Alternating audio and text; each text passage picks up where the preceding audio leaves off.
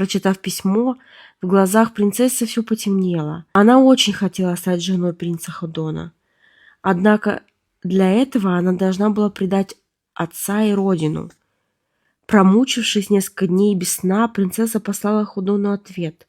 В письме было написано, что она разрубит барабан и уничтожит горн. Принц Ходон получил письмо ананской принцессы, сразу же собрал войско и напал на Анан.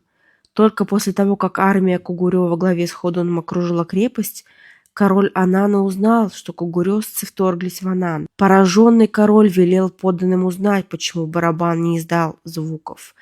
Узнав от подданных, что барабан разрублен, король сильно гневался и приказал поймать предателя.